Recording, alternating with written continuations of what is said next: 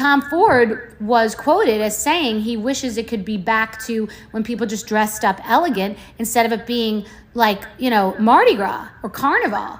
And maybe Anna, as a businesswoman, which she is, and the HBIC, she needed to make a choice when the Kardashians were unavoidable.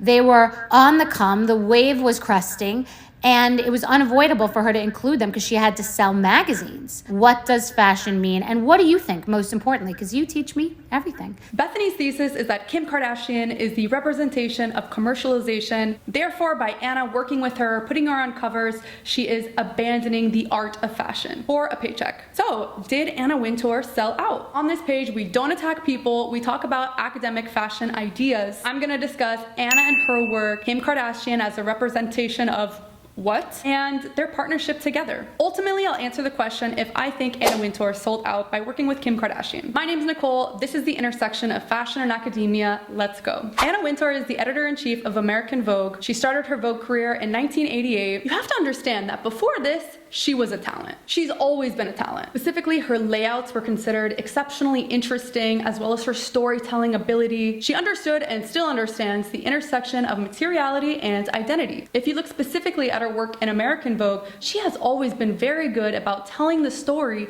of where America is at in its cusp of cultural shifts and telling these stories through fashion. For example, her first Vogue cover, right off the get-go, November 1988. The model is laughing, it's casual. It featured a $10,000 top and a $40 pair of jeans. If we practice cultural relevance, at the time, high fashion was seen as these very close-up, high glamour kind of shots. But culturally, America was negotiating between glamour and simplicity. And we see that in the future, aka the 90s. The 90s were all about simplicity. How in tune with culture do you have to be to have this kind of foresight? She captured the moment, and that is really her competitive advantage and what makes her so good at her job. She also replaced the concept of mainly models on the cover of Vogue to be celebrities. Celebrities emote more to us as the reader because they actively represent a personality. It's a deeper personification of the materiality at hand. There's still that aspirational feel, but it's grounded in real life people and scenes. All of these elements contributed to a huge shift in not just American Vogue, but Vogue worldwide. Looking at her impact from kind of a high level understanding of how culture has shifted helps put in perspective her impact on not just American Vogue, but Vogue in general and fashion. She's so great because she has that genuine understanding of what is happening in culture and how to marry that with materiality or fashion. It is so interesting to me to see how triggered people are by Kim Kardashian. Any comment section you see on something related to Kim Kardashian, there's always a comment that says,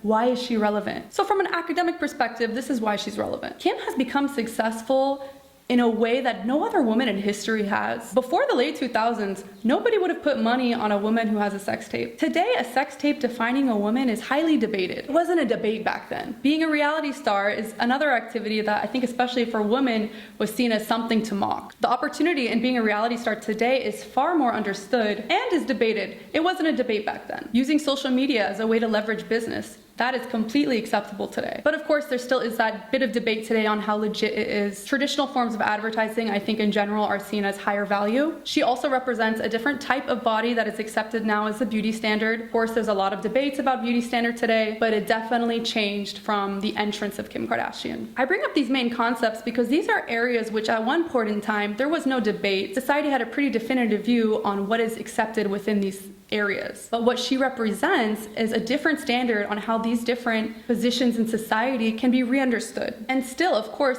like I said, it is debated. It's because she is still a culturally relevant figure in these areas. But regardless of it being a hot topic now, she has become successful. It is living proof that the past doesn't always have to define a woman. Being ultra femme, using social media, being a reality star, being curvy, these things don't make you a less serious business person or beauty figure. That is why she's culturally relevant. Anna Wintour is not idealistic. She's not picking who to work with based on her personal interests or her personal ideas of empowerment. She acts with women today and celebrates these mass cultural shifts in the perception of female empowerment. As much as people may criticize Kim Kardashian, the numbers don't lie. People are engaging with her, they're watching her, they're interested. How do you go from someone who has a reputation like this or shares these things about their personal life?